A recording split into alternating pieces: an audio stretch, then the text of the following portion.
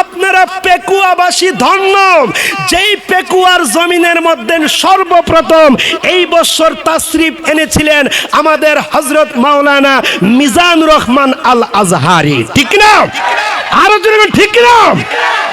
আমি মনে করি এই ইসলামের এই কালিমার পতাকা যদি উত্তোলন হয় বাংলার জমিনে, সর্বপ্রথম আমার দিল সাক্ষী দেয় পেকুয়া থেকে শুরু হবে। ঠিক না? যেইখানে আল্লাহওয়ালাদের পা চরণ হয়, যেখানে আলেমদের পা চরণ হয়, লক্ষ লক্ষ জনতা হয়, এটা একটা সাধারণ এলাকা হতে পারে। আরো যেরকম ঠিক কিনা? এই কক্সেস বাজারের পেকুয়ার লোকদেরকে বলতে চাই, তোমরা ধন্য মায়ের ধন্য সন্তান। তোমাদের এলাকার মধ্যে সর্বপ্রথম অল্প কিছুদিন আগেই, কিছুদিনের ব্যবধানেই এসেছেন ডক্টর মিজানুর রহমান আজহারি। ঠিক কিনা? আল্লাহু আকবার।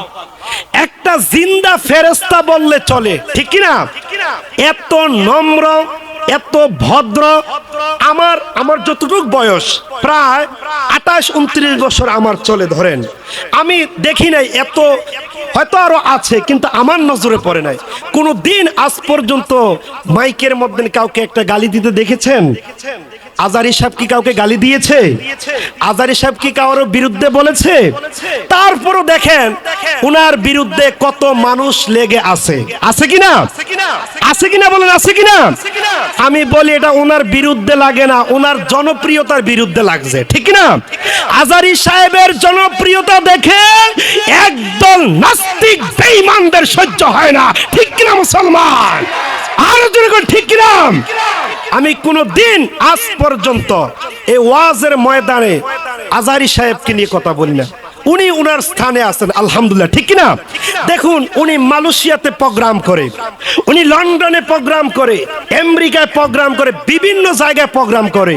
আমি কোথাও দেখলাম না ওনার এইভাবে ভুল ধরতে, ওনার দোষ ধরতে। আর মানুষ বলতে ভুল হতেই পারে। ঠিক কিনা? আর বাংলাদেশের মানুষ 2-4টা প্রোগ্রাম করতে না করতে উনি কিভাবে হাঁটে, কিভাবে চলে, এইগুলো নিয়ে ভুল ধরা শুরু করেছে। ঠিক কিনা? আসলে এটি মানুষ না, এটি মানুষরূপী শয়তান, এগুলি মানুষরূপী জানোয়ার যারা আলেমদের ভুল ধরে। যেরকম ঠিক কিনা আমার ভাইয়েরা? আবার ইদানিং উনার ধরেন 2 মামা, ওনার কয় মামা? 2 মামা ওনার সাথে মাহফিলে আসে। তো ধরেন 2 দিক দিয়ে দাঁড়িয়ে আছেন, তো যেই কোনো কারণ দাঁড়াইতে তো পারে। যেই তো আজহারি সাহেব একটা সারা বাংলার, শুধু সারা বাংলার না সারা পৃথিবীর, বলে আলহামদুলিল্লাহ, একটা জনপ্রিয় মানুষ। উনি স্টেজের মধ্যে না আসে, ওনার সেফটি আছে, আছে না? তো সবকিছু মিলে ওনার মামারা ওনার সাথে থাকে। তো সেদিন কোন মাহফিলের জন্য দাঁড়িয়েছিলেন আমার খেয়াল আসতেছে না, তো এটা ফেসবুকে লেখছে যে, অনেকে লিখে আর কি লিখলো যে আজহারি সাহেবের 2 পাশে 2 ফেরেশতা দাঁড়ায় রয়েছে। নাউজুবিল্লাহ বলবেন না? এটা দিয়ে কি বুঝাইতে চাচ্ছে? উনার মামারা যেমন ভদ্র, উনিও তেমন ভদ্র। উনাদেরকে আমরা কাছে থেকে চিনি। আমার বাসা তো কুমিল্লায়। কোথায়? কুমিল্লা। আর ওনাদের আশেপাশে আমাদের বাসা। আল্লাহ যেন হযরত মাওলানা ডক্টর মিজানুর রহমান আজহারি সাহেবকে দ্বীনের দাঈ হিসাবে আরো কবুল করে, বলেন আমিন।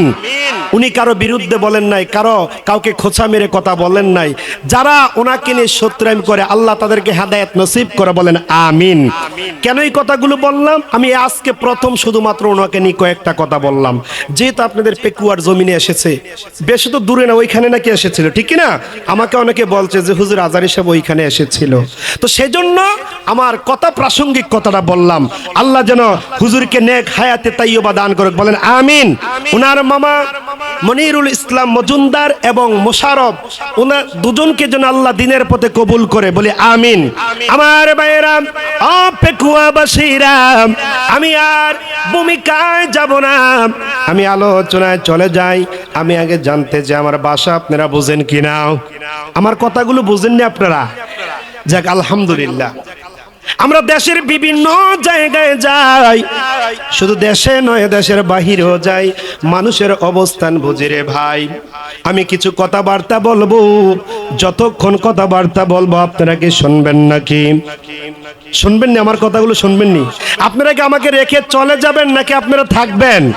সে একটু হাতগুলো উঁচা করে দেখান তো। নারায়ে তাকবীর, আল কোরআনের আলো। আমরা মুনাজাত দিয়ে সকলে ইনশাআল্লাহ বাড়িতে যাব। রাজি আছেন তো? বলেন আমিন। আমার মা বোনেরাও নাকি প্যান্ডেলের মধ্যে এসেছে, ইনশাআল্লাহ মা বোনদের বিষয় নিয়ে কিছু কথা বলার চেষ্টা করব, আল্লাহ যদি তৌফিক দান করে। ওমা তৌফিকি ইল্লা বিল্লাহ, আমরা বলি আমিন। আমার ভাইরা, আমার বন্ধুগণ, আমার ভাইরা, কুরআনুল কারীমের মধ্যে আল্লাহ রাব্বুল আলামিন সূরা আল ইমরানের 31 আয়াতের মধ্যে আল্লাহ তাআলা বলেন, কুল, হে নবী আপনি জানিয়ে দিন, ইন কুনতুম তুহিব্বুনাল্লাহ, হে নবী আপনি জানিয়ে দিন, যারা আমি আল্লাহর ভালোবাসা পেতে চায়, সকলে বলেন না কার, আরো জোরে বলেন কার। আলোচনা শুনতে থাকেন, মজা পাবেন। এ নবী আপনি জানিয়ে দিন, যারা আমি আল্লাহর ভালোবাসা পেতে চায়, ফাত্তাবিউনি ইউহিব্বুকুমুল্লাহ, তারা যেন আপনি রাসূলকে অনুসরণ করে। সুবহান। বন্ধু, আমি আল্লাহর ভালোবাসা পেতে চাইলে আপনি রাসূলকে অনুসরণ করতে হবে। ও বন্ধু, তারা যদি আপনাকে অনুসরণ করেন, ওয়ায়াগফির লাকুম যুনুবাকুম, আমি আল্লাহ তাদের জীবনের গুনাহগুলো মাফ করে দেব। সুবহান। ওয়াল্লাহু গফুরুর রহিম, আল্লাহ হচ্ছেন গুনাহ ক্ষমাশীল, অসীম দয়ালু। জোরে কন্যা সুবহানাল্লাহ। তাহলে আল্লাহকে পেতে হলে ভালোবাসতে হবে কাকে? নবী মুহাম্মদুর রাসূলুল্লাহ সাল্লাল্লাহু আলাইহি সাল্লাম। আমার আপনার নবী তো এমন এক নবী, আমার আপনার নবী যে একজন আদর্শবান নবী, যার মধ্যে আছে উত্তম চরিত্র, উত্তম আদর্শ। সুবহানাল্লাহ। আল্লাহ তাআলা বলেন, তোমরা যদি উত্তম আদর্শের অধিকারী হতে চাও, তোমরা যদি উত্তম আদর্শবান হতে চাও, তাইলে আমার বন্ধু মুহাম্মদকে অনুসরণ করো। আল্লাহ বলেন, লাকাদ কানা লাকুম ফি রাসূলিল্লাহি উসওয়াতুন হাসানা, আমার বন্ধুর মাঝে আছে উত্তম আদর্শ। সুবহানাল্লাহ। তাইলে আমার রাসূলের মধ্যে আছে উত্তম আদর্শ, নেইমারের মধ্যে উত্তম আদর্শ নাই। আমাদের ছেলেরা তো নেইমারের কাটিং দেয়, ঠিক কি না? মেসির কাটিং দেয়। আমি মেসির আদর্শ না ধরা, নেইমারের আদর্শ না ধরা, ইহুদিদের আদর্শ না ধরা, আমার রাসূলের আদর্শ ধরো, ঠিক কি না? তিনি হচ্ছেন as a father, as a teacher, as a lover, as a love maker, as a reformer of the society. Muhammad is the superman of the world. বলি আল্লাহু আকবার। আমার আপনার নবী স্বামী হিসাবে আদর্শ, আমার আপনার নবী সমাজ সংস্থা হিসাবে আদর্শ, আমার আপনার নবী ব্যক্তি হিসাবে আদর্শ, আমার আপনার নবী নেতা হিসাবে সুপারম্যান। আল্লাহু আকবার।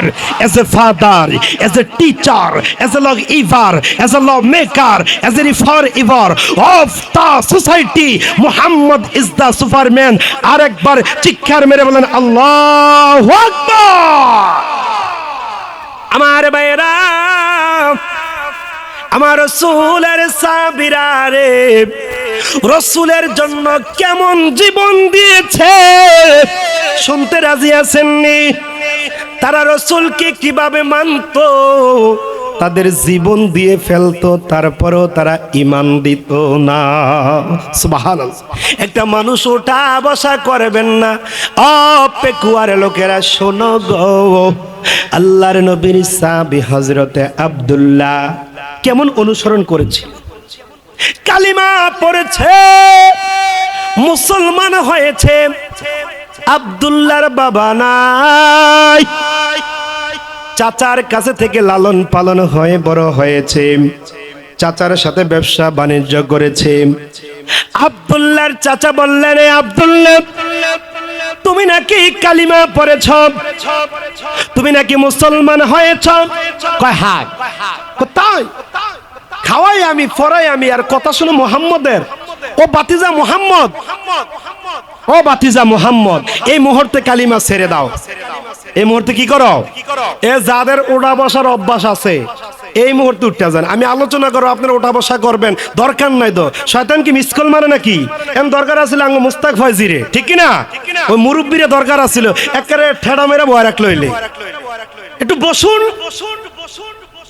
আল্লাহর নবী বললেন, আল্লাহর নবীর সাহাবী হযরতে আব্দুল্লাহ বললেন, চাচা আমি কালিমা পড়েছি, কই মুহূর্তে কালিমা ছেড়ে দাও। চাচা গো, ও চাচা, যেই মুহাম্মদের দরবারে, যেই মুহাম্মদের উপরে কালিমা পড়েছি, আমি আব্দুল্লাহ কোনোদিন ছাড়বো না। সুবহান। কালিমা ছাড়বা না? তোমাকে এই মুহূর্তে সম্পত্তি ছাড়া করে দেব। চাচা আমাকে সম্পত্তি ছাড়া করে দেন। তোমাকে বাড়ি ছাড়া করে দেব। চাচা আমাকে বাড়ি ছাড়া করে দেন। তোমাকে মারতে মারতে দুনিয়া থেকে বিদায় করে দেব। আব্দুল্লাহ বলেন, চাচা, এই চাচা, চাচা গো, মারতে মারতে বিদায় করতে পারবেন, বাড়ি ছাড়া করতে পারবেন, সম্পত্তি ছাড়া করতে পারবেন গো চাচা, তারপরেও আমি আব্দুল্লাহ মুহাম্মদের কালিমা ছাড়ব না। কেমন ইমানও, কেমন ইমান! আর আমরা যদি পুলিশে একটা বাসে হুদে তামান্ডে দৌড় দেব, ঠিক কিনা? আর তারা কেমন ইমানদার! এক পর্যায়ে আব্দুল্লাহকে চাচা মারতে শুরু করলো। কালিমা ছেড়ে দে রে, এই মুহূর্তে কালিমা ছেড়ে দে। আব্দুল্লাহ বলেন, না চাচা, একটা কথা শুনেন, মারতে মারতে দুনিয়া থেকে বিদায় করে দিতে পারবেন, তারপরেও আমি আব্দুল্লাহ কালিমা ছাড়বো না। আব্দুল্লাহকে অনেক মারধর করলো, কালিমা ছাড়লো না। আব্দুল্লাহ, তাহলে আমার বাড়ি থেকে বের হয়ে যাও। আব্দুল্লাহ বললেন, ঠিক আছে, আমি বের হয়ে যাচ্ছি। কেমন ইমানদার, কেমন ইমানদার! আর তোমার কেমন ইমান! তোমার ইমান দিয়ে তোমাকে মসজিদে নিতে পারে না, ঠিক কিনা? তোমার ইমান দিয়ে তোমাকে বাড়ি থেকে, বাজার থেকে এখনো মাহফিলে আনতে পারলো না, আবার তুমি আশেকের রাসূল দাবি করো। তুমি আশেকের শয়তান, ঠিক কিনা? তুমি রাসূলের উম্মত কিভাবে দাবি করো? এখনো বাড়ি ছাড়তে পারলে না, দোকান ছাড়তে পারলে না, তুমি বাটপার, ঠিক কিনা? আব্দুল্লাহ, আমার বাড়ি থেকে চলে যা। আব্দুল্লাহ বললেন, চাচা ঠিক আছে, চলে যাই। কাবারের দিকে আসম। আসলেন। এই জানি কাপড় চোপড়, তোমার গায়ের পোশাক কে কিনে দিয়েছে? চাচা আপনি। এই মুহূর্তে আমার সামনে উলঙ্গ হয়ে যাও। নাউজুবিল্লাহ। আব্দুল্লাহ আর দেরি করলেন না, উলঙ্গ হইয়া মায়ের কাছে চলে যায়। মাগো মা, মা, কালিমা পড়ার কারণে আমার চাচা আমাকে বাড়ি ছাড়া করলো, আমার চাচা আমাকে ঘর ছাড়া করলো, আমার চাচা আমাকে সম্পত্তি ছাড়া করলো। মা গো, শেষ পর্যন্ত আমার চাচা আমাকে ইজ্জত ছাড়া করলো। দাও গো মা, যদি কোনো একটা কাপড়ের আঁচল তাকে দাও, লজ্জা স্থানটা ডেকে আমার রাসূলের দরবারে চলে যায়। মায়ের কাছে যান, মা একটা আঁচল দেন। শীতের রজনী আব্দুল্লাহ সোজা রাসূলের দরবারে চলে যায়। ঈমান আনার কারণে কত মারি খেয়েছে গো, দেখো না, কত লাঞ্ছিত হয়েছে, কত অপমান হয়েছে। তোমার দাদা ইমানদার, বাবা মুসলমান, এই সূত্রে আমরা মুসলমান, ঠিক কিনা? ইসলামের জন্য, কালিমার জন্য মারি খেতে হয় না, জোরে কোন ঠিক কিনা? এই জন্য ইমানের জন্য তোমার দরদ নাই, মাহফিলের জন্য তোমার দরদ নাই, মাদ্রাসার জন্য তোমার দরদ নাই। যদি মারি খাইয়া ইসলাম আনতা, প্রতিষ্ঠিত করদা, তাইলে দরদ থাকতো, জোরে কোন ঠিক কিনা? সোজা আব্দুল্লাহ আমার রাসূলের দরবারে চলে যায়। আল্লাহর হাবিব জনাব মুহাম্মদ রাসূলুল্লাহ সাল্লাল্লাহু আলাইহি ওয়াসাল্লাম তাহাজ্জুদের ওয়াক্ত উঠলেন, তাহাজ্জুদের নামাজ। দেখে গো, কে যেন বাহিরে উদাম গায়ে বসে শীতের মধ্যে এভাবে কাফাকাফি করতেছে। আল্লাহর নবী বলে, কে গো তুমি, কে? আব্দুল্লাহ বললেন, ইয়া রাসূলুল্লাহ, আমি আপনার সাহাবী আব্দুল্লাহ। এই আব্দুল্লাহ, এই অবস্থা কেন রে তোর? কি হয়েছে বল। আব্দুল্লাহ বলেন, হুজুর আমি আপনার উপর কালিমা পড়ার কারণে আমার চাচা আমাকে মারধর করলো, সম্পত্তি ছাড়া করলো, আমার চাচা আমাকে বাড়ি ছাড়া করলো।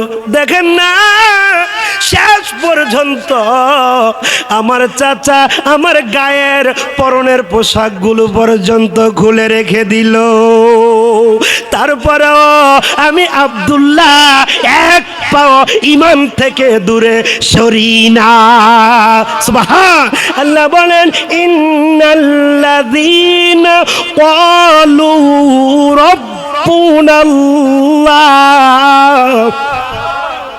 আল্লাহ বলেন, যারা বলেন আমাদের রব আল্লাহ, আমাদের রবকে, সুম্মাস্তাকামু, এবং এই কথার উপর অটল থাকে।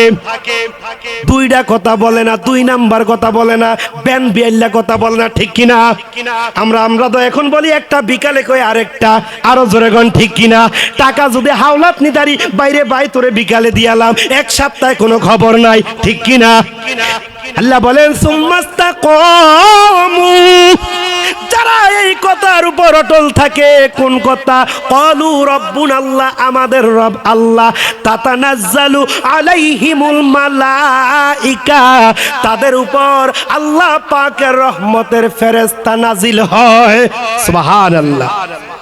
তাতানাজ্জালু আলাইহিমুল মালাইকাতু আল্লাহ তাখাফু, যারা বলেন আমাদের রব আল্লাহ তাদের কোনো ভয় নেই, ওয়ালা তাহজানু, তাদের কোনো চিন্তা নেই, ওয়া আবশিরু বিল জান্নাহ, আমার আল্লাহ বলেন তাদেরকে জান্নাতের সুসংবাদ দিয়ে দাও।